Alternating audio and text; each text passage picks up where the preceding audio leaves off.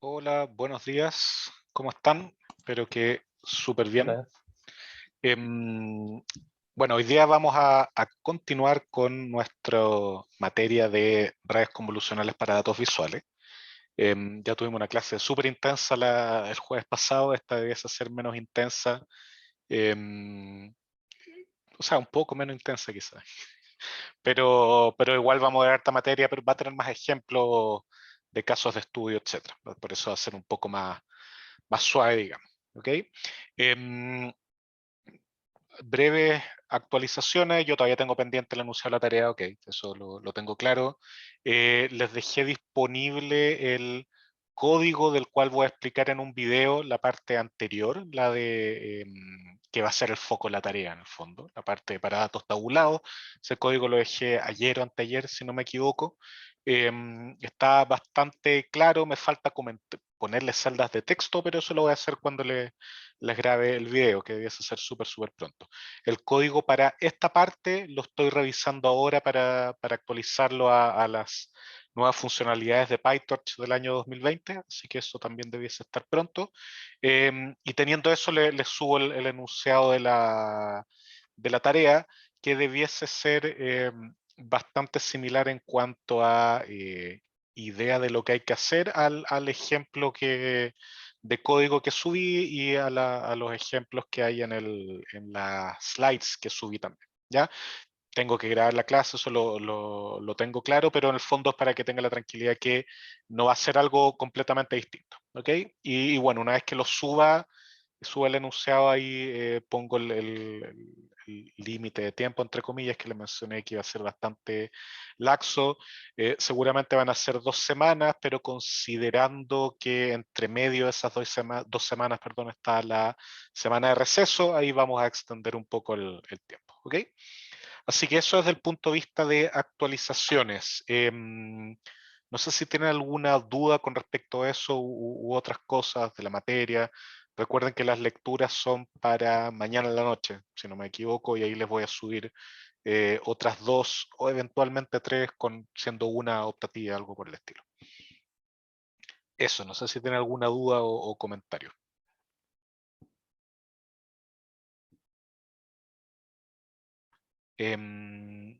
Sí, ya, Cami, en mayo, en la semana del 10, si no me equivoco, preguntó Cami en el chat si hay, ¿qué es la semana de receso? Este el tercer semestre que se hace, que en el fondo hay una semana de pausa completa de los ramos, en que esencialmente es semana de vacaciones para los estudiantes, ahora incorporaron también al resto de los funcionarios. 2 días, a mí me toca lunes y martes de vacaciones de esa semana, vacaciones. Pero es en el fondo una semana que les quitan de las vacaciones de invierno. Ya seguramente en este contexto es algo razonable, ¿ok? Pero eso, para que en el fondo nosotros no podemos darles tareas para que entreguen esa semana, ni tampoco los primeros días de la semana que viene después. Así que ahí lo vamos a ver. La idea es que tengan el tiempo y que sinceramente intenten descansar esa semana. Ahora, si hay alguien que quiere avanzar con la tarea, no hay problema, yo voy a estar contestando preguntas también. ¿Ok? Ya, ¿alguna otra consulta? Profe, Sí, dime Andrés. yo tenía una duda, pero es más como curiosa que he tenido como en esta semana Dale, más que yo, como de yo diría materia. que esta clase tenemos tiempo como para contestar. Ya, perfecto. Es que al principio fue como, lo vamos a hacer en Python, porque Python es un lenguaje en el que esto se ha expandido y se ha usado mucho. Y uno de los temas como súper importantes de las redes neuronales es esto de cuánto tiempo se demoran a entrenar. Entonces tenía esta duda de por qué se desarrolló tanto en Python, si Python tiene esta mala fama de que además es más lento que muchos otros lenguajes de programación. Ya, súper buena la pregunta, Andrés. Es el típico caso de usabilidad versus eficiencia, ¿ya? Que en general en otras áreas del saber termina siendo como un compromiso, ¿cachai? Me imagino en diseño, quieres algo que sea funcional o sea bonito. De repente uno dice, no, que Apple logró que hicieran las dos cosas, discutible, pero es algo complicado. En programación en particular, dentro de la ciencia de la computación y en programación en particular, algo que es muy práctico es la modularización. Entonces, ¿qué se hizo? Los primeros frameworks, yo te diría 10, 15 años atrás, pensando en frameworks para hacer machine learning, etcétera, estaban en C o C++. Y tenían una interfaces horribles, funciones que tenían 15 parámetros, con punteros, dobles punteros, era para volverse loco. Entonces, muy poca gente lo ocupaba, pues ya yo el Gil acá en Chile con mi tesis magíster, otro Gil en otro lado, ya. Y resulta que en algún momento empezó a surgir, Python es un lenguaje viejo, debe tener 25 o 30 años, pero empezó a surgir como herramienta para cálculo científico, muy de a poquitito. Yo recuerdo estando terminando el magíster, creo, 2009, 2008, vino una investigadora, no sé si chilena o sudamericana, pero que trabaja en Europa, a hacer una charla sobre Python para cálculo científico. Y yo, en mi ceguera de la época, dije, ¿por qué está hablando? ¿Por qué está haciendo? Si hay que hacerlo en C. Ya, ¿qué pasó? Yo el ciego, ¿qué pasó? Que empezaron a desarrollar lo que se conoce como bindings o ports, que son en el fondo tú tienes llamémoslo un front o una interfaz expuesta en Python, pero detrás todas las funcionalidades que requieren bajo tiempo de ejecución están implementadas en C y son archivos ya compilados, entonces tú llegáis y los llamáis. Por lo tanto, lógicamente, si es que todo estuviera implementado en C, sería un poco más rápido, un pelo más rápido, ¿ya? Pero de verdad casi que no hay diferencia. Entonces, de a poquitito la comunidad se movió eso. De hecho, PyTorch, que antes se llamaba Torch, estaba en un lenguaje que se llamaba Lua, un lenguaje de scripting, que nadie usa, nadie, pero era más eficiente que Python. Y de repente se dieron cuenta que TensorFlow estaba en Python, scikit-learn y dijeron ya Python, y ahí explotó PyTorch y se transformó en la librería principal para hacer research en redes neuronales. Pero es eso un poco, y es una idea que no es tan vieja. Cuando yo me acuerdo, programaba en C, que ya es bajo nivel, uno tenía la oportunidad de embeber código assembly. Y era como, flaco, ¿qué estáis haciendo? ¿Por qué si ya estáis trabajando en C vais a querer assembly? Pero hay historias, por ejemplo, el Doom, si no me equivoco, juego clásico, cuenta la historia que ciertas partes que eran críticas las hicieron en assembly dentro de código C. Hay historias así de estos lados más antiguos. Ahora ya los compiladores son más eficientes incluso que uno programando en assembly, entonces no es tan necesario, pero es esencialmente eso. Es súper contraintuitivo al principio, pero después cuando uno se mete, dice, ah, ya, ok, por eso es. Pero es más lento que si fuese solo C, pero los cálculos son 5, 7%. Mientras más largo es el entrenamiento, menos hubieras ganado con C, porque Ah, ya, son, perfecto. son más relevantes otras cosas como la GPU que estás ocupando, eso importa más. Eso, pero buena la pregunta, Ah, bacán. Andrés, es un buen tema que tiene su historia, no es algo porque si no va. Ah, muchas gracias. De nada. Hay varios comentarios. Felipe dice que ha ocupado Lua y claro, Jaime dice Lua es para juegos. Sí, yo tenía entendido que era como para scripting de juegos.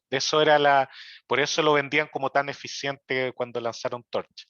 Eh, Jaime dice que era un curso que era dentro de los videojuegos. Claro, en edX. Hay un curso acá en la escuela, yo lo tomé cuando era alumno de pregrado que se llama Creación de Videojuegos. No sé si sigue estando. Em, Era entrete, no había tanto que programar, era más de diseño. En esa época yo no lo aprecié tanto porque era demasiado computín en el fondo, ¿no? Ya más viejo uno empieza a apreciar otro tipo de cosas. Pero creo que es un curso interesante, por último, de oyente, para cachar un poco. Martín, tú estás con la mano arriba, dale, por favor. Gracias, profe. También tenía una duda que era como más conceptual del curso, que todo lo que hemos visto, por ejemplo, ahora que estamos viendo las redes convolucionales, si es que esto se ha estado trabajando con reconocimiento de videos, con asociar videos a conceptos y no solo imágenes, entendiendo que el video también es como una secuencia de imágenes, me surgió la duda porque además el paper, hay uno que menciona como que le gustaría aplicar como redes convolucionales a secuencias de video. Claro. Súper buena pregunta. Sí, es algo que, de hecho, ahora que lo mencionáis, lo voy a anotar al tiro en la lista de lecturas que les voy a mandar, ya sea optativa o no creo que obligatoria, porque se sale un poco. Sí, el video, como bien dices, es una secuencia de imágenes, entonces uno lo puede ver de esa manera, pero tiene una ventaja que en el fondo las imágenes están correlacionadas. Y ahí esto se empezó a hacer 2013, 2014, cuando ya se podía, a principios ya solo imágenes y después con video. Los métodos son súper buenos, súper robustos. En el fondo tú le pasáis como un chunk del video y eso lo pasáis por la red neuronal, porque en el fondo es, en vez de ser una matriz, es un tensor. ¿Ya? De hecho, cuando les explique el código en el video, vamos a ver que en PyTorch, en TensorFlow, todos son tensores. ¿Cachai? Tenéis las imágenes que ya son dos dimensionales, pero además están todas las imágenes que vas a tener, y ahí tenés una matriz 3D. Y los canales que tiene la matriz, de hecho una matriz ya, una imagen ya es un tensor. ¿Cachai? Entonces uno empieza a trabajar con generalizaciones de matriz a más dimensiones y los frameworks lo hacen de manera transparente, así que da un poco lo mismo, pero hay que aprovechar estas particularidades de la correlación entre las imágenes, del video, etc. Hay métodos súper robustos para eso. De hecho, uno podría hablar, no que ya está resuelto el problema, pero muy avanzado el detectar objetos en video, reconocer objetos en video, ¿qué más? Hacer seguimiento en video en distintas cámaras para las cámaras de seguridad. Eso está súper maduro y son de cierta manera extensiones de las redes convolucionales. Una de las ideas mías con que el curso siga este formato es que en el fondo yo les paso un poco lo medular de la materia y después con las lecturas, y ojalá dejarles más lectura optativa, ir extendiéndolo. ¿Ya? Y voy a dejar uno de video, pero es algo que se hace harto, se usa harto. Y de hecho tú que estás con Juan Carrera es algo que nosotros, por ejemplo, pensamos utilizar para grabar, bueno, Jaime, lo conversamos con Jaime, pues esto salió de la reunión con Jaime Moya, grabar el flujo vehicular y ver, mira, estos son los buses, estos son los autos, motos, bicicletas, etcétera, para poder hacer algo después. Así que sí, se ocupa harto y funciona súper bien. Bacán, gracias. De nada. Ya, más consultas. Nada. Ya, vamos avanzando y bueno, como siempre me van interrumpiendo si hay alguna duda, ya sea por el chat, levantando la mano o por voz. Ya, entonces, A la mí me clase sale una pasa. duda. Sí, dale, porfa. Que cuando trabajamos con videos, si lo trabajamos con tensor, o sea que el video está precargado, pero ¿cómo lo haríamos si tengo, o sea, un stream en el fondo? No tengo el video completo. Súper buena pregunta. Ahí vamos a estar un poco más limitados. En el fondo vamos recibiendo el video, armamos al chunk mirando hacia atrás y de ahí hacemos la predicción que corresponda o el procesamiento, etc. En general eso no es tan limitante si uno lo que quiere hacer es predecir a futuro. ¿Cachai? ¿Cuál va a ser el próximo frame, por ejemplo? O hacia dónde se va a mover tal objeto en el video. Uno cuando tiene todo el video tiene la ventaja de que puede ver hacia el futuro y hacia el pasado. Eso es algo que vamos a ver después cuando veamos series de tiempo. Que en el fondo, chuta, puedo ver para los dos lados porque tengo el archivo entero y eso me permite hacer un mejor procesamiento. Pero si estáis viendo streaming, lo vais procesando en el fondo online, acumulando. Ya, tú acumulas un par de frames y lo metes todo. ¿Cuántos frames? Bueno, la cantidad adecuada para hacer el procesamiento espacio-temporal que vayan a hacer las redes.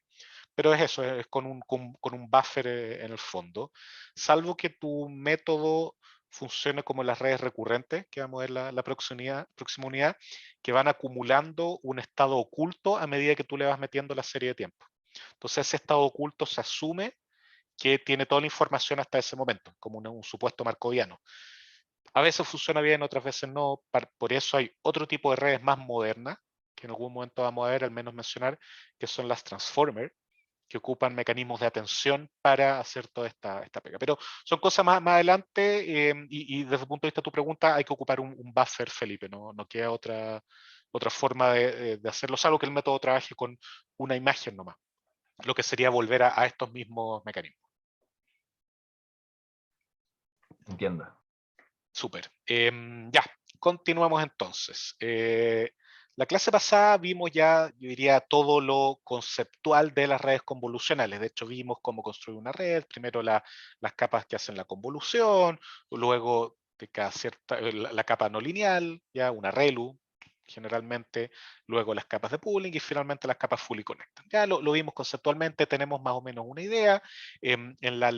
Una de las lecturas que les mandé es la de AlexNet, ya, que es un paper clásico que en otras versiones del curso, si hubiéramos avanzado menos, lo hubiera visto como caso de estudio, pero ya que avanzamos súper bien, la idea era verlo como lectura. Hoy voy a tocarlo un poquitito también. Y la otra lectura que les envié es uso de redes convolucionales para otro tipo de datos, pero que sigue esta idea de composicionalidad. Ya por eso les puse esa lectura. ¿ya? Pero todo lo que vimos fue a nivel conceptual, no hemos hecho nada a nivel analítico, ¿ya? Y también es súper necesario para entender un poco cómo se comportan estas redes y nos va a permitir analizar otros aspectos de la red, de este tipo de redes que no habíamos discutido. ¿Ya? En particular vamos a ver el control del sobreentrenamiento, vamos a revisitar un poco la lectura de dropout, ¿ya? Vamos a ver la función de pérdida cuando no estamos haciendo regresión, cuando estamos haciendo clasificación, por ejemplo, y el mecanismo de optimización. ¿ya? Y una vez que terminemos con eso, vamos a ver un caso de estudio y luego otra cosa que se llama Transfer Learning o Domain Adaptation, en donde nosotros ocupamos una red ya entrenada para ayudarnos en otra tarea, ya distinta a la que fue entrenada al principio. Y eso es, finalmente, más allá de todo lo choro interesante que yo pueda cubrir en el curso, el principal caso de uso de las redes neuronales.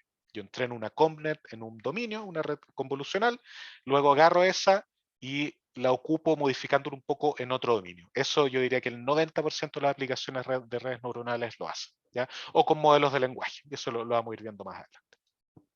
Entonces, me gustaría partir viendo, ya, más que definiendo, sino viendo y discutiendo la forma analítica del problema de optimización que uno tiene que resolver, ¿ya?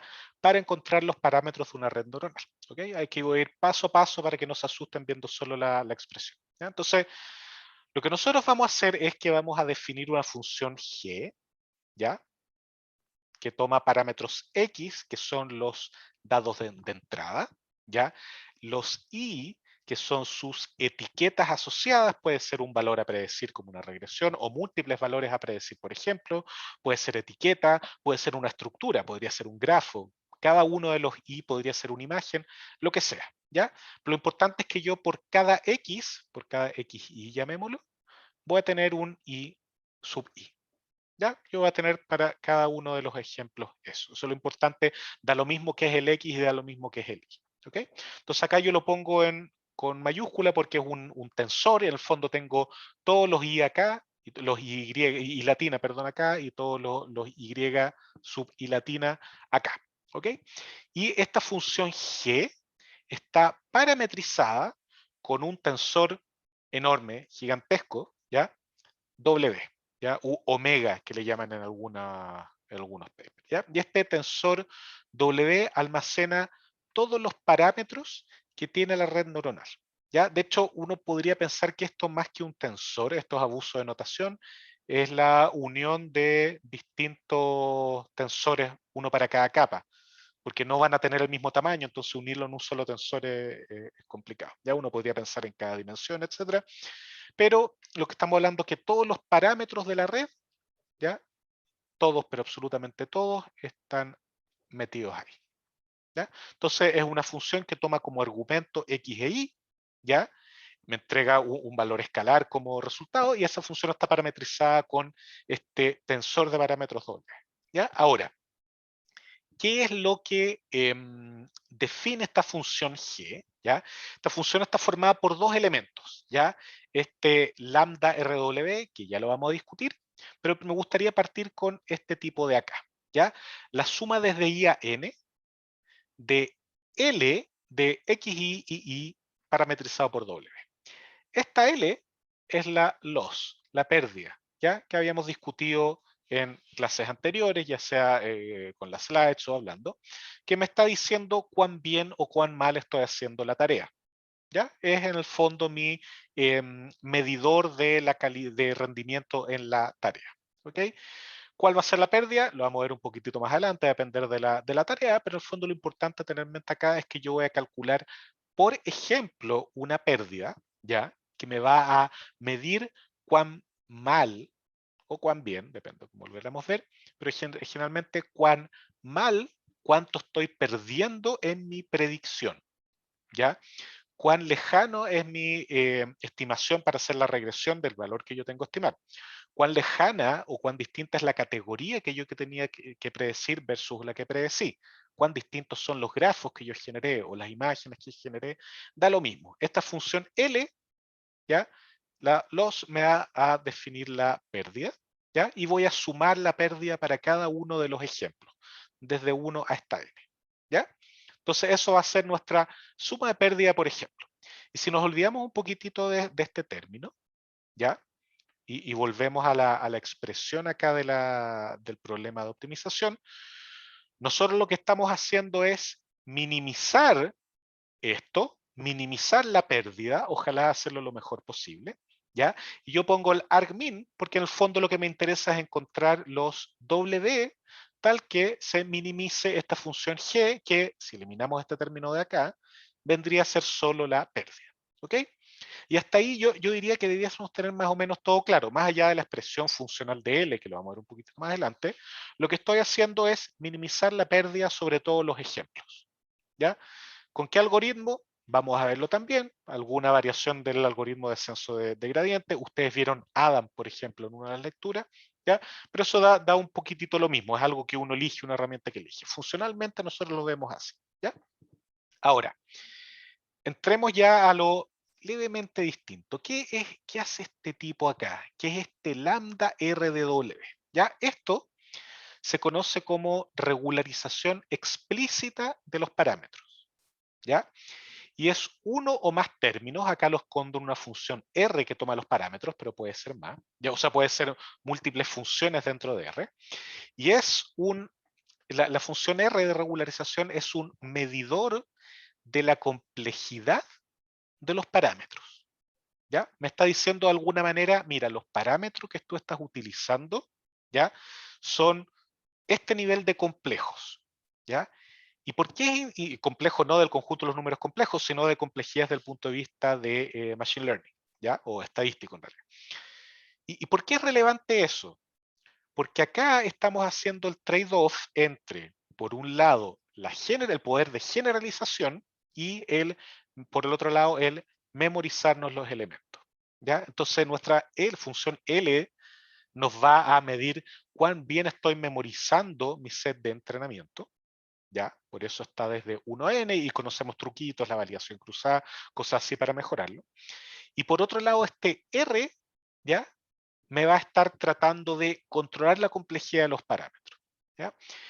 No sé si recuerdan en el caso de otro algoritmo que vimos de los SVM, que si bien tenía un problema de minimización cuadrática con restricciones lineales, uno haciendo un poquitito de álgebra podía mover esas restricciones a la función objetivo y dejar un problema sin restricciones, ¿ya? Y ahí lo que se veía era algo muy similar a esto, ¿ya?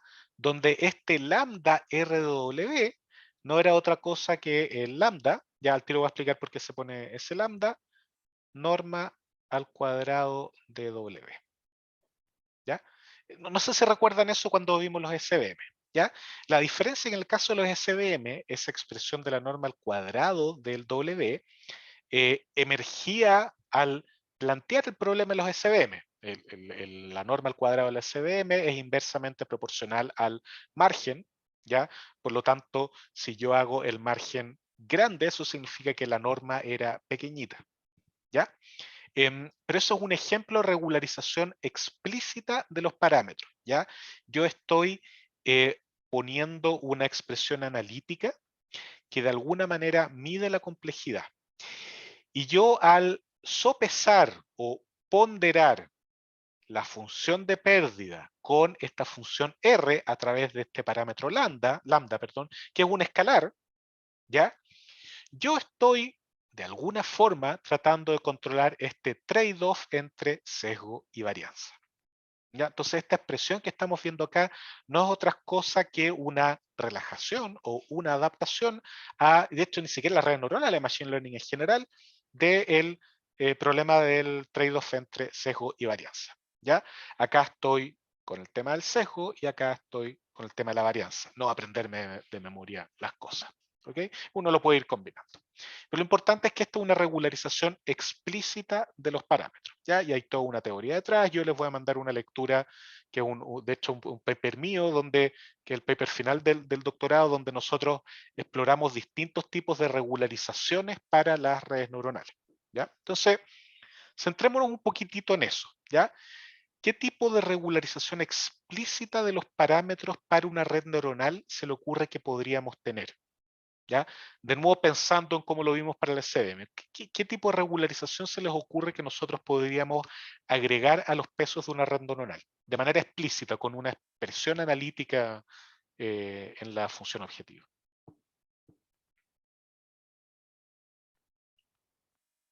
¿Alguna idea? El dropout, dice Felipe, ya, el dropout lo vamos a ver la siguiente día, pero el dropout es implícito, ¿ya? O quizá no es implícito la manera adecuada acá de llamarlo, yo lo pongo acá implícito porque acá tengo lo explícito, pero el dropout, si bien uno puede encontrar una expresión analítica que lo representa, ¿ya? El dropout, cuando uno lo aplica, no funciona así, uno llega y desactiva las cosas nomás, ¿ya? Acá estoy buscando algo que tú lo pones como parte explícita de la función objetivo, ¿ya? Ahora, alguien podría argumentar que en la pérdida, porque si se fijan, la pérdida esto incluye a la red, ¿ya? La red neuronal está metida en la pérdida porque yo para calcular la predicción necesito la pérdida, ¿ya? Y uno podría decir que el dropout se puede modelar con algún tipo de variable aleatoria, ¿ya? Sí, de todas maneras uno podría argumentarlo, pero no es el caso que estamos viendo acá, ¿ya? Por ejemplo, la siguiente expresión, ¿ya? Fíjense lo que hago. Yo, asumiendo que mi W es un tensor en 3 dimensiones, podría ser muchísimas más, ¿ya? Pero sumamos que es 3, ¿ya? Yo lo que voy a hacer es sumar el cuadrado de cada uno de los coeficientes, ¿ya? ¿A qué se parece esa expresión? ¿Alguien se recuerda a qué se parece eso? De hecho, lo discutimos recién, o yo lo mencioné recién. Como la norma del... Exacto. Es como la norma que vimos recién del SVM, pero acá aplicado a la red neuronal, porque la norma, nosotros vimos que ya la norma cuadrática o norma euclidiana o de Frobenius, que se llama también, lo poníamos así, ¿ya? O sea, esta norma al cuadrado, ¿y por qué al cuadrado? Para evitarnos la raíz, ¿ya? Y cuando uno lo desenrolla eso, es esencialmente la suma en I de los W sub I al cuadrado, ¿ya? ¿Por qué? Porque eso en realidad yo debiese, es esto al cuadrado, yo le calculo, perdón, chuta, estoy haciendo pura estupidez. Yo tengo esto el doble i al cuadrado, a esto le calculo la raíz cuadrada, pero luego lo estoy elevando al cuadrado, entonces queda el mismo tema, ¿ya? Y como ambas son funciones monótonas, ¿ya? Me da un poco lo mismo porque me interesa más que el mínimo, me interesan los parámetros de la función que me da, ¿ya? Entonces esto es exactamente igual que esto, solo que aquí se lo estoy metiendo carepalo a la red, ¿ya?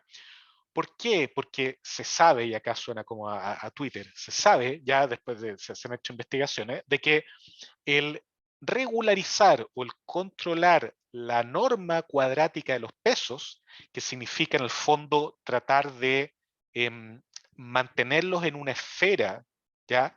Lo más pequeña posible, permite controlar la complejidad del modelo.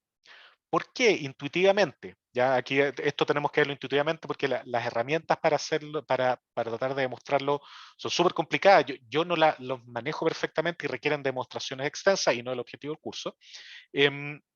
Intuitivamente uno podría ver que cuando uno se sobreentrena, los pesos pueden ir para cualquier lado y tienen como la flexibilidad para adaptarse a lo que sea.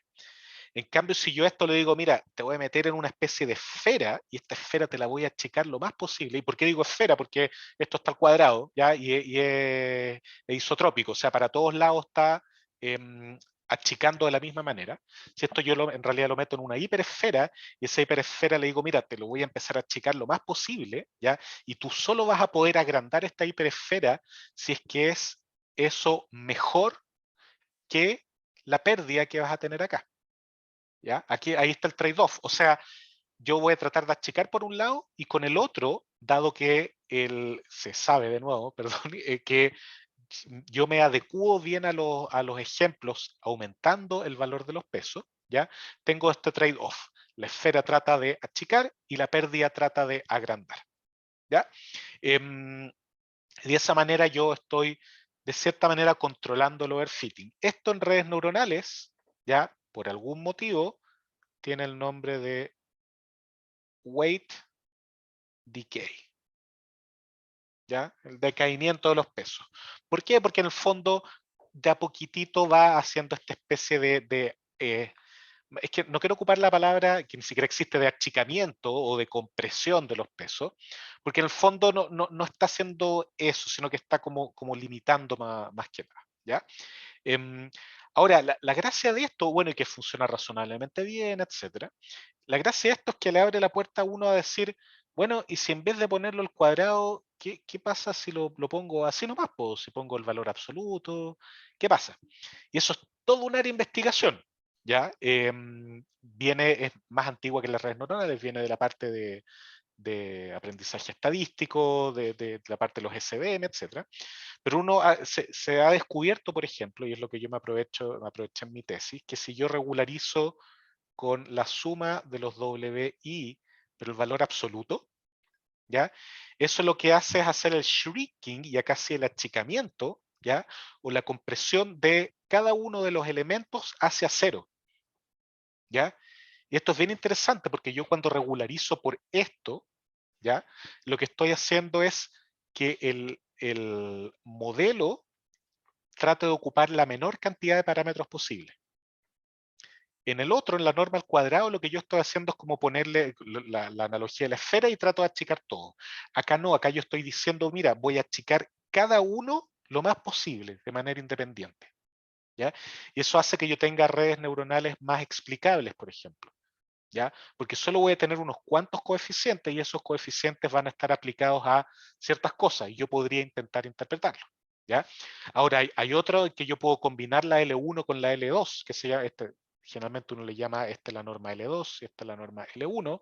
Hay una norma L infinito, está la LP y una serie de cosas así. Pero uno si combina la L1 con la L2, hace de manera aditiva, uno obtiene un tipo de algoritmo que se llama el Elastic Net, ¿ya?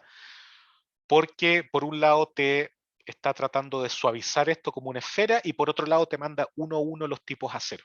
Entonces tú ganas de cierta manera lo mejor de los dos mundos. Pocos parámetros y poco overfitting, ¿ya? Uno puede combinarlas composicionalmente estas dos y hacer algo que se conoce como group lasso o group sparsity, en que yo voy a mandar a cero grupos de parámetros, todos juntos, ¿ya? Como que agarro un grupo de parámetros que yo sé cuáles tienen que ser, ¿ya? Por ejemplo, cierto sector de la imagen, ¿ya? O ciertos filtros. Yo tengo que conocer eso antes. Y eso como que le pongo una especie de lazo, ¿ya? Y lo empiezo a achicar y eso lo mando a cero y las otras cosas no necesariamente se van a cero, ¿ya? Ahí uno tiene de verdad para volverse loco. Andrés, por favor, tú tenías una consulta. Sí, quería preguntar ahí bueno, en la entrada del lambda, si combino el L1 con el L2, de cierta forma les puedo dar lambdas distintos para ir ponderando a cuál de los dos le quiero dar más fuerza y cuánta fuerza respecto también Tal a cuál cual. estoy dispuesto a sacrificar de la pérdida. Exactamente, sí, y eso es un tema súper empírico, uno lo hace generalmente con validación cruzada, y ahí es, ojo, el charqui nomás, empezar a ejecutar, ver cómo pasa. Yo lo digo con la razón de la experiencia, porque lo sufrí durante 5 años y medio en el doctorado, ¿ya? O sea, y más antes, o sea, uno tiene que fijarse en ese tipo de cosas, lo hace una vez y después anda bien, pero son temas en que uno ahí está el conocimiento un poco experto de cuán sparse o no quieres tu solución, ¿ya? Pero es algo que se ocupa harto, funciona bastante bien, hay evidencia de neurociencia, ¿ya? En que indica que las representaciones debiesen ser sparse, ¿ya? O en realidad son las activaciones en la red, porque uno, si bien acá estoy regularizando explícitamente los parámetros, uno podría agregarle esto a los mapas de activaciones. e intentar que las activaciones sean sparse. Y eso funciona súper bien en aprendizaje reforzado, por ejemplo. Lo vamos a ver un par o un mes y medio más, yo creo. ¿Ya? Entonces, aquí de verdad, ¿qué estamos ganando acá? Estamos ganando de poner esto analíticamente y entregarnos todas las herramientas para que juguemos con esto, metamos funciones, y dado que tenemos un framework súper flexible del grafo de cómputo, que esencialmente nos permite optimizar cualquier cosa que tenga derivada, ¿ya? Podemos jugar nomás, ¿ya? Y lo más choro aún, en PyTorch, en TensorFlow, todo esto se hace automático, las derivadas se calculan automáticas, ¿ya? Yo pongo las expresiones y tiene algo que se llama autograd o autodiff, que sabe cómo calcular las derivadas de distintas cosas. Entonces es llegar, jugar y probar a ver qué sale. ¿Ya? Generalmente va a salir mal, lamentablemente eso es algo característico de las redes, pero súper interesante ver qué cosas están pasando, cómo se modifican los pesos, etc. ¿Ya? Entonces, eso desde el punto de vista de regularización explícita. Les voy a mandar, como les mencioné, una lectura para que vean cuáles son los efectos, pero no es algo que vayamos a estudiar en profundidad en el curso. Uno que otro paper lo voy a ir mencionando, ya, pero es algo que es importante tengan claro de que existe para que no les llame la atención cuando de repente estén leyendo algo o vean un parámetro, el weight decay o el L1, L2 y qué es lo que está haciendo. ¿Ya? Otro tipo de regularización que es más común en redes neuronales, y esto es una naturaleza súper práctica, es la regularización implícita de los parámetros, en que yo voy a llegar y voy a decir, por ejemplo, voy a apagar una parte de la red, como el dropout, ¿ya? Y eso es algo que a nadie con dos dedos de frente se le ocurriría hacer en un modelo tradicional, pues, o sea, que me digan, no, mira, ¿sabes qué? Apaga estas cuestiones, ¿para qué? No, pues si yo lo modelé, yo me esforcé en que esto estuviera bien, ¿ya? Y acá viene alguien y me dice, apaga, no, ¿ya? Pero bueno, como las redes no modelan y aprenden lo que venga, esto termina funcionando bastante bien, ¿ya? Entonces, hay muchos ejemplos de regularizaciones implícitas, ¿ya? Sacar partes, hacer que dos partes de una red estén decorrelacionadas o aumentar la correlación entre distintas partes, o que mi red ponga atención en algunas partes más que otras, está lleno, ¿ya? Y esto, ¿ya? Va a ser un tema que, si bien algunas veces no lo vamos a llamar como regularización implícita, sí lo vamos a llamar un poco como el sesgo inductivo, ¿ya? Y esto se relaciona con lo primero que vimos en el curso. Yo de alguna manera le estoy diciendo a la red, ¿sabéis qué? Tú tenés tanto poder que estás aprendiendo el ruido, yo te voy a limitar un poco para que aprendas lo que yo estimo que es relevante, ¿ya? Y la regularización implícita cumple ese objetivo, en que no estamos, entre comillas, limitados a las expresiones analíticas, sino que nosotros con la estructura de la red y eventualmente con la parte analítica vamos a jugar y limitar o enfocar, ¿ya? ¿Qué es lo que vamos o cómo queremos aprender las cosas? ¿Ya? Y un ejemplo de esto es el dropout, ¿ya? En que la hipótesis o la pregunta que quiere responder el dropout es ¿cómo hago que no se me sobreentrenen las capas densas? Es esencialmente eso, ¿ya? ¿Sabéis qué? Necesitamos las capas densas, al menos en esa época, para hacer una predicción general, ¿ya? Pero se sobreentrenan al tiro porque son muchos parámetros. ¿Ya? Entonces, una opción es que lleguen con poco parámetro, pero ahí perdemos la potencia que tienen estas cosas. ¿Ya? Entonces, esa fue la pregunta que se hicieron alrededor del 2012. ¿Ya? Y la respuesta que encontraron, y yo de verdad me puedo imaginar la situación, un pobre alumno de doctorado, 4 de la mañana en el laboratorio, chato porque esto no le funciona y diciendo, no quiero más, ya, saco esto, lo apagó y le funciona. Yo me lo puedo imaginar claramente, no sé si fue así, pero es como una reacción así brusca ante redes que no funcionan. Entonces, el resultado fue notable. Ya efectivamente esto entrenaba de manera más general. ¿Ya? Y el efecto neto que tiene el dropout es que ahora las neuronas no pueden confiar unas en otras. ¿Ya? Por lo que terminan aprendiendo representaciones más robustas. ¿Ok? Aquí tenemos ¿cómo se llama esto? Una diagrama de esto. Y yo creo que a todos ustedes le pasó cuando estaban leyendo el paper de ¿por qué diablos va a ser bueno apagar parte de la red? ¿Ya? Yo entiendo esta idea de que no confíe una neurona con otra, ¿ya?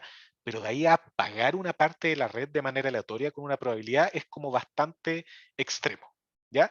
Entonces, ahí viene chuta, ¿por qué va a ser bueno? Entonces, lo primero es, ok, esto fuerza a la red a que genere representaciones más redundantes, ¿ya? O sea, si la red no puede confiar en lo que viene, va a tener que, de alguna manera, tener una distribución, perdón, una representación distribuida, ¿ya? Tratar de agarrar información por todos lados, ¿ya? Cosa de tener una representación redundante, tal que evidencia se va acumulando evidencia y yo pongo un umbral, ya tengo suficiente evidencia para esto. ¿Ya? Entonces, por ejemplo, si estoy dando un puntaje para gato, si tiene cola, oreja, la mirada, las garras, etcétera, puede ser que algunas estén, otras no estén, pero si tengo cierto nivel de evidencia, puedo decir con cierta confianza de que esto es un gato. ¿Ya? Hay evidencia de neurociencia, ¿ya? De que efectivamente las representaciones que aprenden las neuronas del cerebro están distribuidas. De hecho, estuve en una charla la semana pasada súper interesante, un tipo que plantea una hipótesis de que en realidad nuestro cerebro tiene miles y miles de mini cerebros, digamos, ¿ya? Que cada uno se dedica a hacer una predicción, tiene un modelo del mundo y cada uno se dedica a hacer una predicción de lo que va a ocurrir a continuación, ¿ya?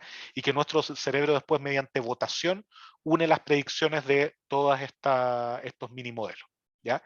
Y eso es sumamente choro. No sé si esa charla está grabada, tengo el link al libro, yo no lo he comprado todavía, pero es una idea súper interesante. O sea, tu cerebro, la corteza, el neocórtex en el fondo, lo único, no lo único, entre comillas, es que está tratando de predecir el futuro. ¿Ya? Y nosotros tenemos un modelo de eso, pero lo está haciendo por pequeñas partecitas, ¿ya? Un poquitito acá la pantalla, un poquitito acá de los dedos, etcétera, y eso tiene que ver con los impulsos sensoriales que nosotros recibimos de las manos, de los ojos, etcétera, ¿ya? Entonces eso genera una distribución, de nuevo, una representación distribuida, que es un poquitito lo que genera el dropout, ¿ya? Manteniendo las distancias.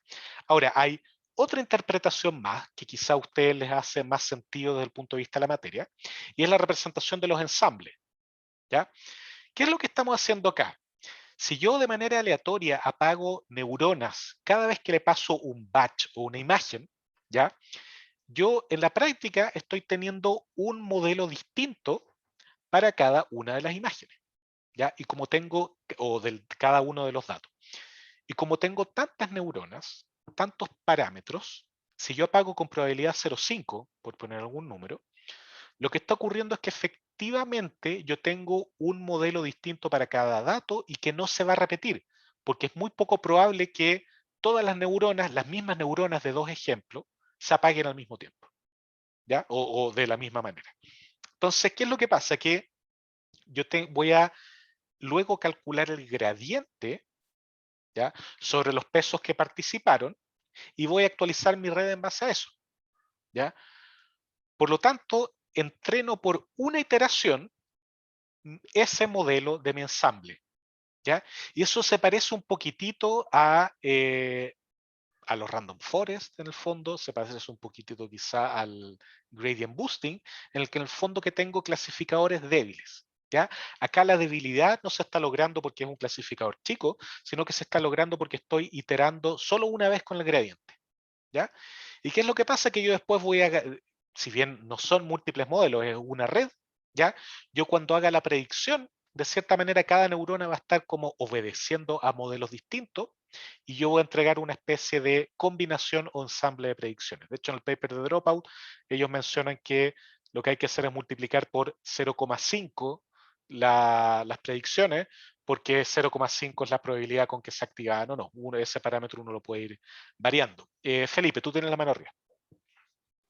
Pero a mí lo que me llama la atención de Dropout es que yo pierdo dimensiones en mi espacio de parámetros durante el entrenamiento, ¿no? Sí, no. Sí en el sentido de que no participan, pero no en el sentido de que se forwardea un cero. ¿Ya? No es que tú quites el link, sino que de ahí te llegó un cero. Es como que apagaste la neurona, le dijiste ya, aquí pasa a cero. Entonces, si bien hay parámetros que no están activos, ¿ya? En el fondo lo podría ver como que en vez de tener los parámetros de esa neurona, tú tienes tus pesos todos los seteaste en cero por un paso. ¿ya? Entonces esto te va a tener un output de 0, y eso significa que no se van a actualizar esos pesos cuando hagas el backward pass, ¿ya? Pero no es que estáis disminuyendo el espacio de parámetros en realidad. Si no, sería un problema, porque no coincidiría la red, no podrías hacerlo funcionar. No sé si va Claro, por por ese lado eso tu pregunta. que me hace un poco de ruido, o sea, porque yo pensaría, si el dropout funciona, quizá tener un modelo más chico podría llegar a un rendimiento similar con menos riesgo de sobreajuste. Exactamente. Y te invito a leer mi paper, que lo voy a poner mañana, porque justamente probamos eso. ¿Ya? O sea, aprendemos, y esto es algo que se ha estudiado de distintas maneras. Yo lo estudié con regularización explícita, hay otros que lo exploran con pruning, que en el fondo yo termino de entrenar un modelo y le saco los pesos chicos. ¿Ya? De hecho, hay una hipótesis que se llama la hipótesis del ticket de lotería, en que y esto se ha comprobado, existe una subred, ¿ya? Que es de una fracción de la red completa que es capaz de ser entrenada con el mismo rendimiento. ¿Ya? Es una teoría súper chora que salió en los últimos 2 años. Y efectivamente es así. Uno puede encontrar una red muchísimo más pequeña que funciona igual de bien. Ahora, el dropout, dado que es aleatorio, ¿ya? No te cumple con entregarte eso como resultado, porque las neuronas que se apagan siempre van cambiando. ¿Ya? Pero hay otros mecanismos que sí te permiten hacerlo. Ya, más consultas. Nada. Ya, continuamos entonces. Ahí eso fue esta revisita al dropout. Vamos a ir ahora a dos aspectos que son más fáciles, más cortos, que ya hemos discutido. Este tema de la suma de la pérdida, por ejemplo. ¿Ya? Y aquí viene la pregunta es, ¿qué pérdida? ¿Ya? O sea, sabemos que cuando estamos haciendo una regresión podemos ocupar el error cuadrático medio o alguna otra métrica que me mida el ajuste entre mi predicción y lo que yo tenía que predecir. ¿Ya? Diferencia cuadrática, el valor absoluto, lo que uno se le ocurra. ¿Ya? Pero ¿qué pasa cuando uno está haciendo clasificación? O cuando uno está prediciendo cosas más complejas como árboles, ¿ya? Entonces ahí uno, por ejemplo, en el caso de clasificación, que es lo que voy a ver acá, cuando veamos segmentación semántica, que yo no sé si va a ser este jueves o la próxima semana, el martes, vamos a ver otro tipo de pérdida, ¿ya? Nos basamos en parte en las funciones, no quiero decir función probabilística, pero en el fondo tomamos un enfoque probabilístico para modelar esto, ¿ya? Y asumimos que me faltó algo que quiero, que es un detalle. Esto que está acá, ya, toda esta expresión analítica, esto no es la red, ¿ya? Esto es distinto de la red, ¿ya? Esta es la función que nosotros queremos minimizar. La red está metida acá, ¿ya? Red, más o menos, ¿ya?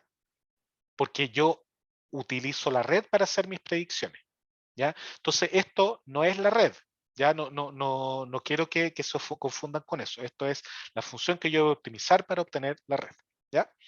Entonces, ahora, teniendo eso claro, ¿ya? Yo voy a modelar o definir, ¿ya? Que los scores, los puntajes que entrega la red, que es esto, ¿ya? Que la red es una función del input y sus pesos. Fíjense, acá no está el output, porque el output es lo que yo, o sea, perdón, acá no está la etiqueta i, porque la etiqueta es algo que yo ocupo para medir la pérdida, ¿ya? Entonces, esta función de pérdida, que se conoce en nomenclatura o literatura de redes neuronales como softmax, ¿ya? Y en todos los otros ámbitos es la regresión logística multinomial, ¿ya? Es esencialmente lo mismo, pero solo que acá es una capa. Lo que hace es asumir, ¿ya? Que lo que te entrega la red son las log probabilidades no normalizadas de las clases. ¿Ya? O sea, si tengo 10 categorías, tengo 10 neuronas de salida, y lo que entrega cada una de esas neuronas es la log probabilidad no normalizada de cada una de las clases. La neurona 1 de la clase 1 y así sucesivamente. ¿Ok? Entonces, nosotros definimos la probabilidad de que la categoría I del ejemplo sea K, dado el ejemplo XY, como la exponencial del puntaje para la categoría K dividido por la suma de la exponencial de los otros puntajes. ¿Ya? Entonces estamos... Hans, Sí, por favor, dime. que me perdí un poco como llegamos a Softmax desde Dropout. Ah, no, es netamente, no tiene nada que ver. En el fondo yo me salí del dropout, estamos acá en el dropout, y ahora volví al tema de la pérdida, por ejemplo. Chao dropout, eso fue el dropout y ahora vamos a la pérdida por ejemplo. Sí, sorry, de haber sido más explícito de todas maneras. Muchas gracias. De nada.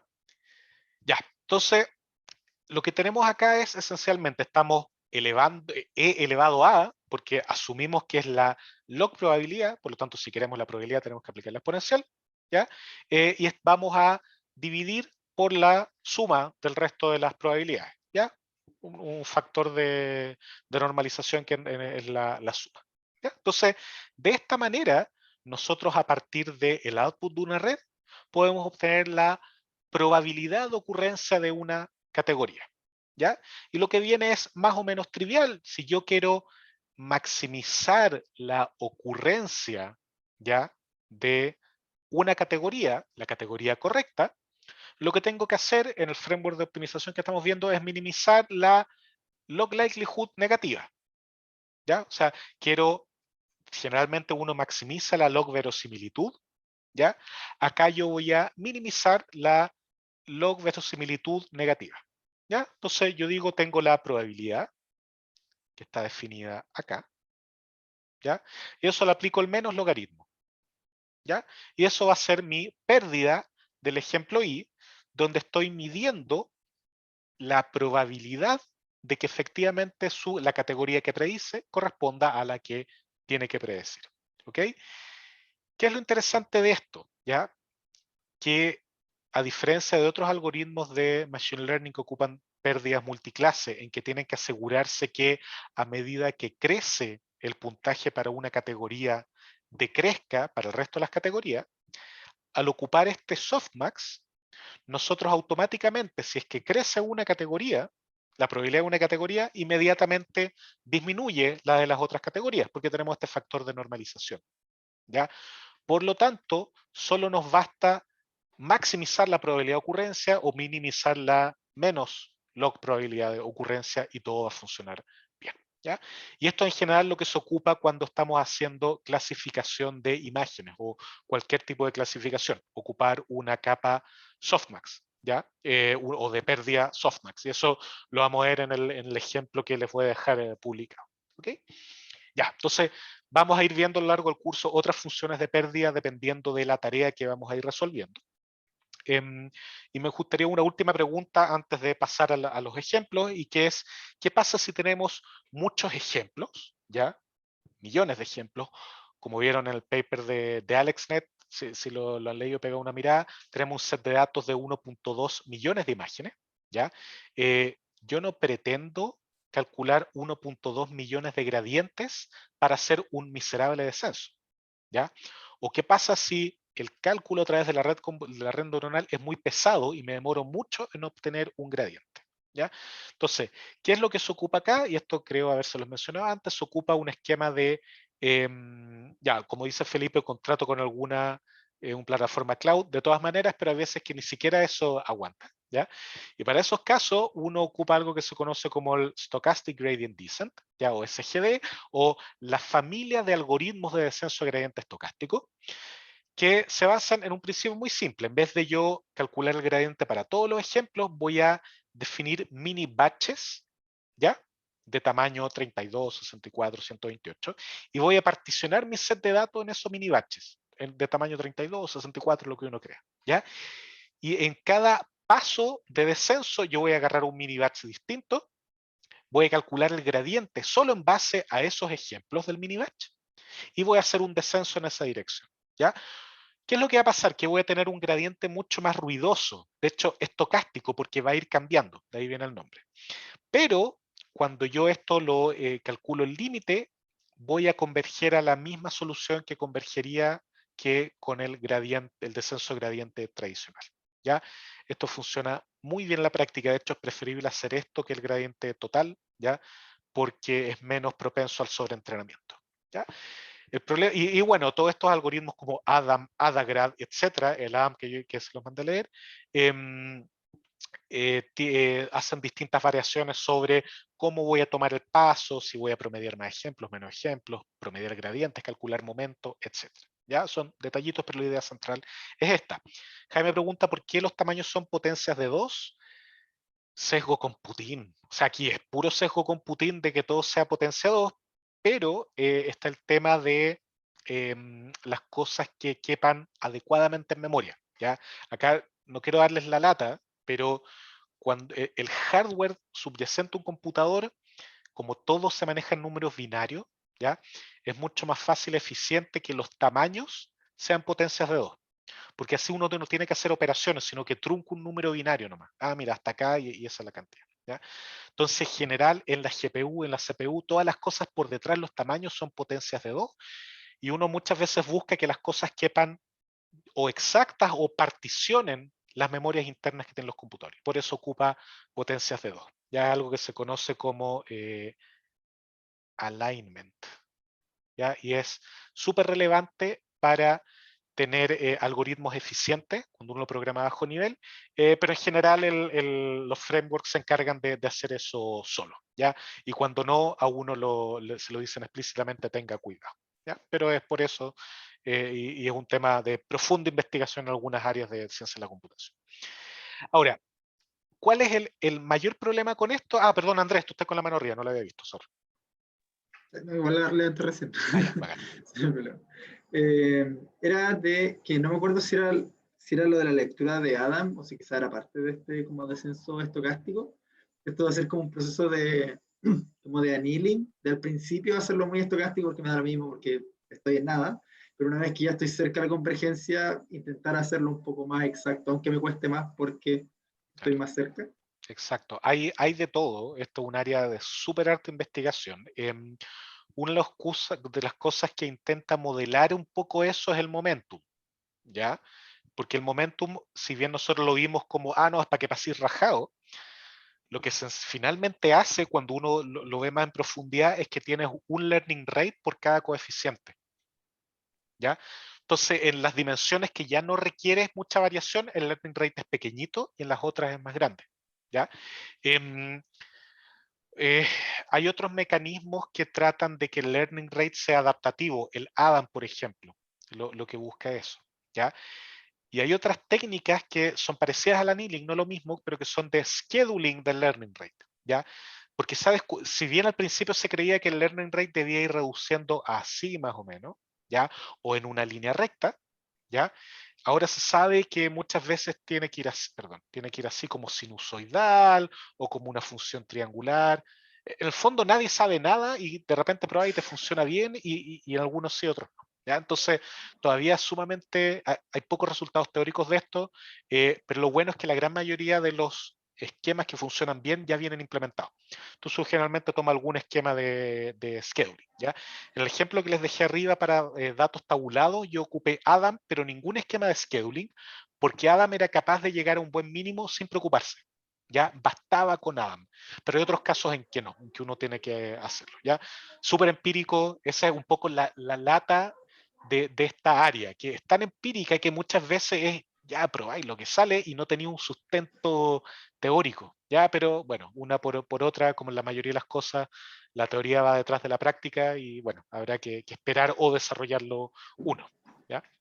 Ahora, súper alineado con tu pregunta, Andrés, el learning rate pasa a ser crítico acá, ¿ya? Porque como tienes batches más pequeños, puedes diverger para cualquier lado muy rápidamente. Entonces, aquí uno tiene que tener cuidado de tener un buen learning rate, como este rojo, ¿ya?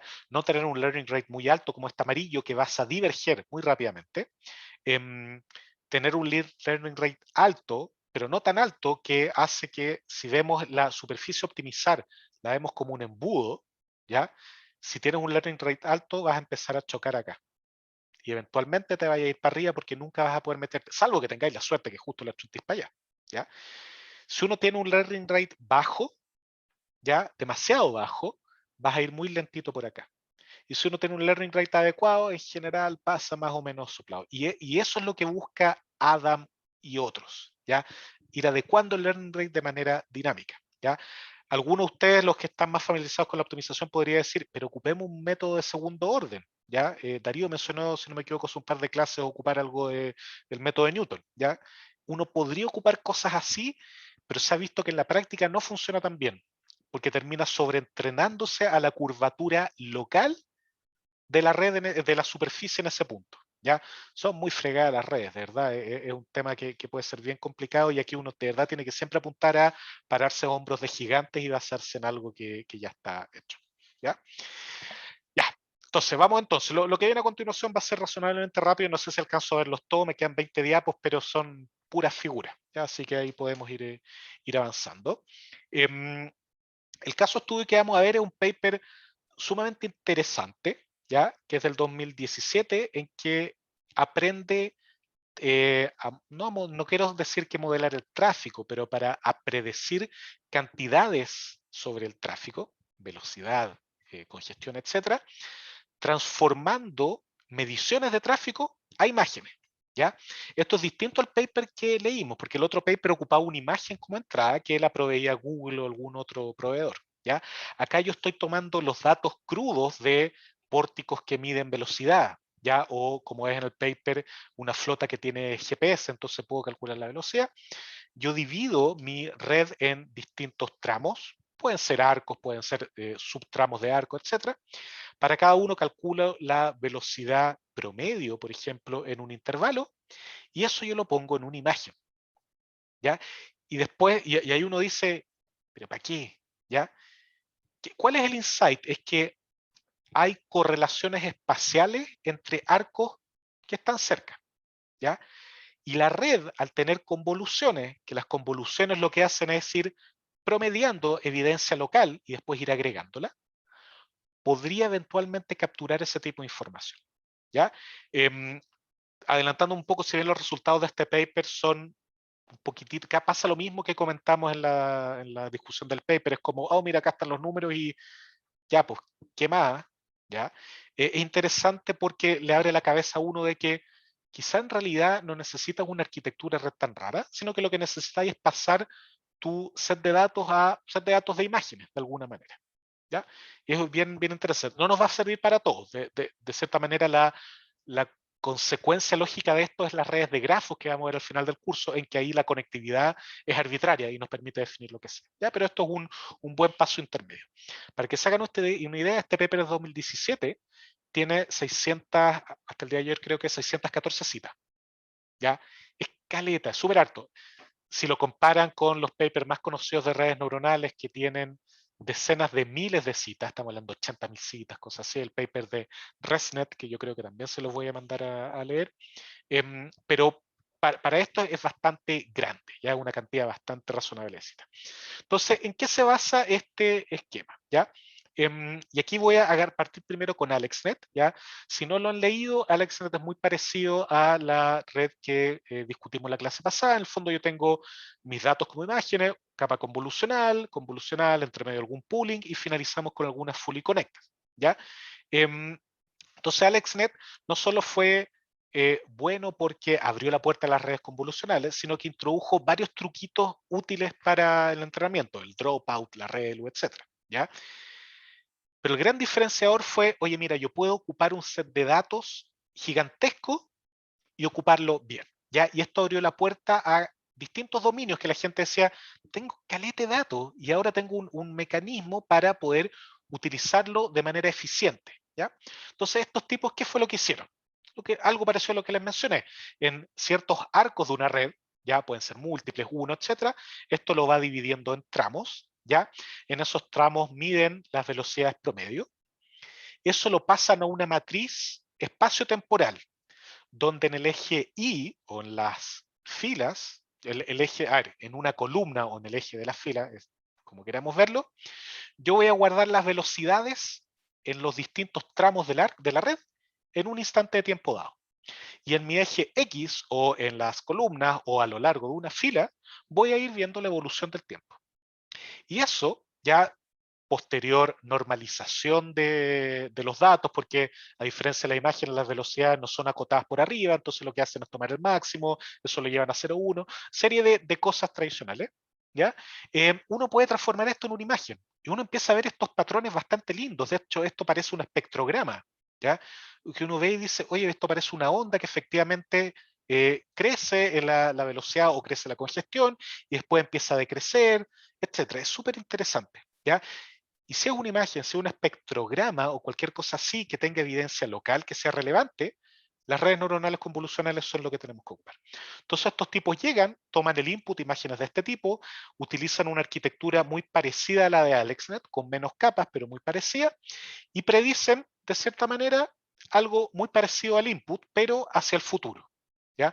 Para cada uno de los tramos de la red, la velocidad 10, 20, 30, 40, 50 minutos hacia el futuro. ¿Ya? Entonces, en el fondo es una tarea en que yo tomo una imagen y predigo una imagen, no una categoría, una imagen. ¿Ya?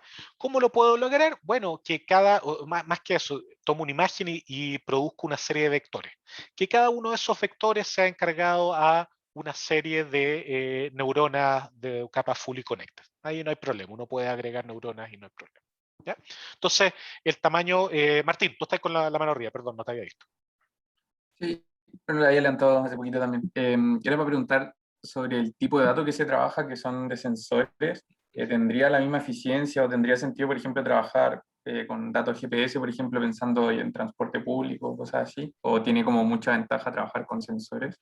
Mira, yo he visto los dos. Este trabajo en particular, si bien yo acá erróneamente mencioné sensores y creo que el dibujo insta a pensar en sensores, pero lo ocuparon con un set de datos de taxis, lo vamos a ver un par de diapos más, de taxis en Beijing, donde tienen cada 15 segundos muestras del GPS. Acá en Santiago tenemos cada 30 del transporte público. Ujú. Y lo que hacen es definir las zonas y agregar ahí. Y funciona bastante bien. Así que esto se puede ocupar sin problema. Gracias. De nada.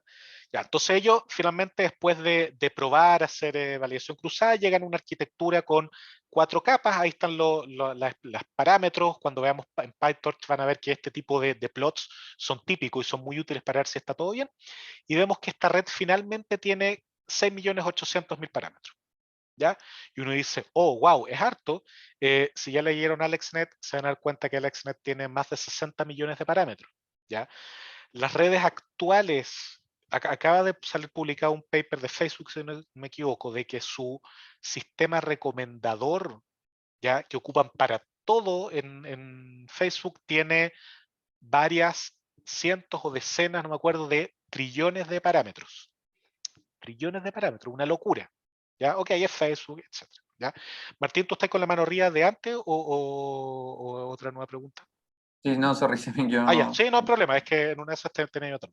Entonces, si bien este es un tamaño que a uno le puede llamar bastante la atención y es uno que tiene que tener cuidado para no sobreentrenarse, comparado con las redes actuales más avanzadas, digamos, no es nada. ¿Ya? De hecho, yo diría que en Colab puede entrenar una cosa así bastante rápido. Ahora, no quiero desmerecer, ¿ya? Uno tiene que siempre tener esto acá, no necesariamente más es mejor.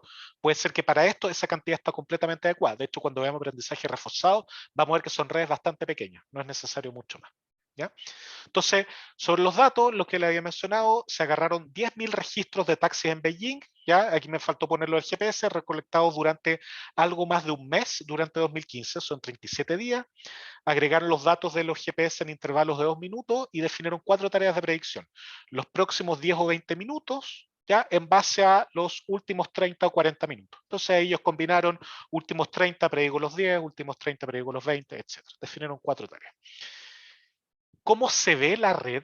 No la red neuronal, sino la red de Beijing. De esta manera ellos definieron 2 redes de prueba, la de la izquierda que tiene 236 secciones distintas, ¿ya? Y las agruparon en una macrosección S1, otra macrosección S2, S3 y S4, ¿ya? Y esto es importante porque la macrosección S1, entre ellos, las predicciones tienen cierta correlación espacial, ¿ya? Entre S1 y S3, en realidad uno podría pensar que son pocas, habría que verlo dependiendo de la red. ¿Ya? Entonces ellos lo modelan de esa manera. De cierta manera este paper requiere que uno modele la ubicación espacial de las imágenes de acuerdo al conocimiento de la red. ¿Ya? Y en el caso de la segunda sección tiene 350, macrosección tiene 352 secciones más pequeñas, donde es un poco más complicada la espacialidad. ¿Ya? Y ellos proponen ahí una heurística, pero eso queda súper abierto a cada uno de los que lo hacen, ¿ya? Entonces, ellos como se tenían 37 días, generaron 37 imágenes, ¿ya? Tiempo eje X, perdón, espacio eje Y, y dependiendo de la tarea, definieron distintos sets de entrenamiento, ¿ya? Ocupaban los primeros 30 días para entrenar y los últimos 7 para validar, para hacer test. Pero ¿por qué podían tener múltiples ejemplos? Porque ellos necesitaban, por ejemplo, para ocupando 40 minutos, ¿ya?, de evidencia pasada y los siguientes 10, ellos solo les bastaba tomar, no sé, 40 minutos de la imagen, no toda la imagen, ¿ya? Entonces ellos agarraban subpedazos de la imagen, ¿ya? Y con eso hacían la predicción. Ya de hecho en realidad agarraban lotes, por ejemplo, de 50 minutos, ¿ya? Para entrenar los primeros 40 para evidencia, los siguientes 10 para predecir el tiempo, ¿ya? Entonces, por ejemplo, para esta tarea generaron 21.600 ejemplos de entrenamiento y aproximadamente 5.000 de validación, ¿ya? Ahí va a depender de la tarea. Mientras más evidencia pasada requiramos, menos imágenes vamos a tener, porque podemos construir menos subimágenes de estas imágenes para hacer la predicción. Y bueno, yo diría que lo choro del paper llega hasta acá, ¿ya? Porque después vienen los resultados y ellos ya acá venden la pomada, que aquí y que allá, se comparan con otros modelos, etcétera, pero son esencialmente números, ¿ya? Que no te dicen mucho. De hecho, una crítica bien grande que tengo yo es que acá solo reportan el mean squared error, ¿ya? Que eso no le dice mucho a uno, pues uno quiere decir, mira, cuánto varió porcentualmente tu velocidad, ¿ya? Otro experimento un poco más intuitivo que hacen es definir esto en categorías, lento, medio o rápido, ¿ya? Y ven cómo predice la red y ahí se ve que, ok, la red predice, no sé, el 94% bien versus los otros ejemplos, pero este otro ejemplo es una regresión lineal tradicional, ¿ya? Entonces, ahí uno puede decir, ¿cuán bueno es el modelo o no? La regresión lineal tradicional tiene el problema en que aprendió una regresión por cada uno de los segmentos, en el fondo. Y acá estamos aprendiendo una red que predice para todos los segmentos. Entonces uno podría verlo como una ventaja, ¿ya? Pero números más, números menos es un ejemplo súper interesante de cómo adaptar un problema que no tiene nada que ver con imágenes al dominio de las imágenes y poder ocupar este formalismo de las redes convolucionales. Martín, dale tú, por favor. Que cuando uno está entrenando estos modelos, si uno sabe que hay días anómalos y conviene meter esos datos o uno los debería como dejar aparte, sabiendo que igual después puede que pasen y voy a querer tratar de predecirlo de todas formas. Es una buena pregunta. En los trabajos tradicionales al menos uno tiende a sacar los días anómalos. Lo vimos en los papers que presentaron. Acá, aquí yo lo voy a decir desde mi intuición, dado que estamos ocupando las redes convolucionales, que funcionan muy bien con entornos visuales. En los entornos visuales tú tienes anomalía, generalmente. Uno podría pensar que pequeños errores de días anómalos o datos faltantes que hay que rellenar de alguna manera no producirían gran problema, porque va a agregar información de distintos lados. Entonces, yo diría, y aquí esto tómenlo como lo que yo pienso, no como la evidencia total, que esto debiese andar bien. Ahora, eso abre la puerta a otro problema, que espero en algún momento mandarles algún paper para leer al menos optativo, de los ejemplos adversarios, ¿ya? En que uno puede generar imágenes que para el ojo humano son iguales, pero que tienen ciertos ruidos pequeñitos o píxeles alterados que hacen que la red se vaya para cualquier lado y prediga cualquier cosa, ¿ya? Entonces, en general, si es que las anomalías que nosotros vemos en el set de entrenamiento se repiten más o menos parecidas en el set de test, vamos a estar bien y no vamos a tener ningún problema. La red lo aprende bien. Ahora, si son anomalías raras o cosas que alguien inyectó para hacernos perder, ahí es distinto, hay que tomar otras consideraciones. Ya, Gracias. de nada, súper. Ya, quedan 10 diapos, no, quedan 2 minutos, prefiero dejarla, porque las otras diapos van a pasar súper rápido, ¿ya? Porque es sobre algo que se llama transferencia de conocimiento o adaptación de dominio, que en el fondo yo ocupo una red para hacer predicciones en otra, ¿ya? Pero en 2 minutos no alcanzo a pasar, si bien es rápido, no es tan rápido, así que prefiero que lo veamos el jueves. El jueves partimos con eso y luego continuamos seguramente con segmentación semántica, que va a ser algo que lo vamos a poder eventualmente ocupar harto, por ejemplo, para imágenes satelitales, ver qué uso de suelo tiene ciertas partes o qué tipo de construcciones están ahí, eso es súper relevante. O si tenemos cámaras a nivel de calle y queremos predecir qué cosas hay ahí en la imagen y luego hacer algún tipo de predicción. ¿Ya? Entonces, eso yo creo que lo vamos a empezar a ver la próxima clase. Vamos a ver que no es tan distinto que las redes que vimos para clasificar imágenes, pero tienen ciertas particularidades que lo hacen un pelo distinto. ¿Ya? Pero eso lo vamos a ver la próxima clase luego de cerrar esto del transferencia de conocimiento. ¿Ya? Así que eso, no sé si tiene alguna duda extra antes de cerrar.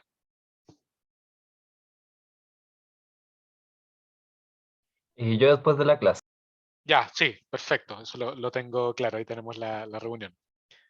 Yo, profe, Sí, dime, Martín. quizá algo más como, no, como de la inexperiencia quizás de trabajar con estas cosas. ¿Qué pasa, por ejemplo, si yo a un modelo le pasara días y dijera como, estos días son normales, como que dentro de todo tienen ciertas características, y después como que genero otro set de datos que yo lo clasifico como días anormales, ya sea, no sé, llovió o algún evento en el tráfico, algo así. Y como que trato de incorporar en el modelo esta información diciéndole que hay días como normales y no normales. Como puedo llegar a una mejor predicción que pasándoselo como todo junto y decirle como, predice tú Sí, a tu pinta. sin duda, sí. Y eso se engancha un poquitito con lo que mencioné hace un rato de meterle sesgo inductivo, ¿ya? Si tú haces que de cierta manera tu red prediga una variable latente que te indique si el día que está viendo es normal o distinto. ¿Cachai? Además de la predicción de la velocidad. ¿Ya? Entonces, eso es algo bien interesante porque, que lo vamos a ver la próxima semana y a lo largo de otras varias clases, en que es multitask learning, en que tú aprendes más de una tarea simultáneamente. ¿Ya? Y esas tareas tú puedes tener supervisión o no. ¿Ya? En este caso, si tú dividiste en días que sabías y no sabías, ¿ya? Tú vas a tener una especie de variable latente, ¿ya? Que te va a indicar, mira, este día es anómalo o no es anómalo. Tú tienes la supervisión para esa variable latente en entrenamiento, pero en test no. ¿Ya? Entonces, si tú lo único que haces es predecir si es anómalo o no, eso te va a ayudar. Lo interesante sería que esa variable latente afectara internamente a las predicciones. Y eso uno también lo puede hacer. Uno puede decir, mira, se predice este valor y después este valor pondera de alguna manera estos otros valores. Sí, eso se puede hacer y lo choro es que intuitivamente uno puede decir, mira, tengo este camino por la red que me predice eso y luego esto lo voy a conectar por acá y uno en PyTorch lo puede hacer. Es súper, súper choro. Mientras no haga loops, porque ahí esto se cae un poco, funciona súper bien. Así que es algo que sirve y cada vez que uno puede meterle más conocimiento a esto, se tiene que hacer cosa que la red aprenda. No importa que yo no sepa cómo hacerlo, sino que la red lo pueda aprender, pero yo le meto el conocimiento de que esto podría ser útil. Bacán. Gracias. Súper, de nada. ¿Más dudas? Nada más al parecer. Ya, dejemos hasta ahí la clase. Yo espero de verdad, voy a hacer todo el esfuerzo de tener el enunciado de la tarea publicado lo antes posible, los videos y códigos que les debo también lo antes posible. Antes de subir los videos voy a ir subiendo los códigos, las slides para que ustedes los tengan al menos, pero espero, ojalá acá cruzando dedos, mañana tener todo lo pendiente saldado. Ya voy a hacer todo el esfuerzo para eso, cosa de poder tirar el enunciado de la tarea y no nos atrasemos más. ¿Ya? Así que eso, pues, nos vemos el jueves, cuídense mucho. El jueves ya algunas comunas saliendo de cuarentena, lo que es medio raro, pero bueno, ahí veremos qué pasa. Cuídense, nos vemos el jueves entonces, chao, chao.